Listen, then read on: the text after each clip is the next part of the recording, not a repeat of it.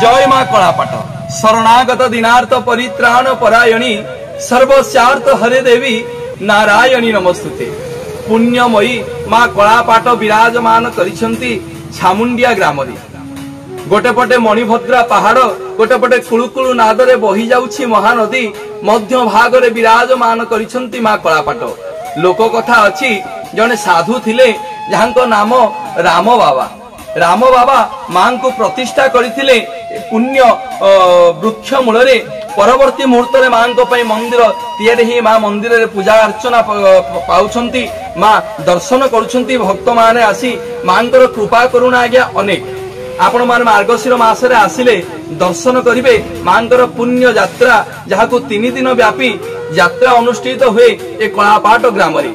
एवं आपण माने सुनिले आश्चर्य हेबे लोमो टांकुरी उठिबो। स्वयं जगतर नाथ जगन्नाथ कोटि कैवल्यनाथ कालिया शांतंकर भुवन प्रसिद्ध रथ यात्रा पई एही थारु काठ जाए एही जगह रे काठ को संग्रह करी छामुंडिया करी रखा जाए बोली ए ग्रामर ना छामुंडिया दिया जाइछि।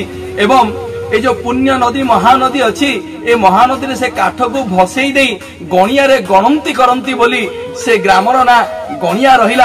आपण माने आसिले नयागढ़ माटी गणिया दे 10 किलोमीटर भीतर को आसिले मां को दर्शन करिवे मां कलापाट को दर्शन करिवे जहांकर कृपा करुणा छाया तले आमे समस्त अनुबंधित हेई अछु। सेही होछंती मां कलापाट।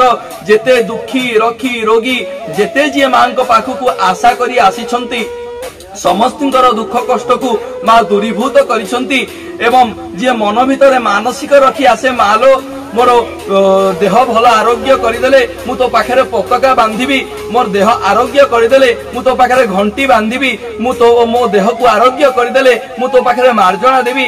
जे जेकोसी मनोभाव नहीं मां को पाखु को आसीची मां सदाबले से तार मनोवांछा को पूर्ण करिसंती। समस्त को अभय मुद्रा रे मां कल्याण प्रदान करंती बोली जहांकर ना कलापाट। कलार वर्ण मां सुंदर मोहिनी विभूषिता मंडिता मां जगत कारिणी मां कलापाट मणिभद्रा पहाड़ तले मां विराजमान करिसंती। आपण माने आसिले दर्शन करिवे नयागढ़ माटी को। जय जगन्नाथ जय श्री जगन्नाथ जय मां कलापाट।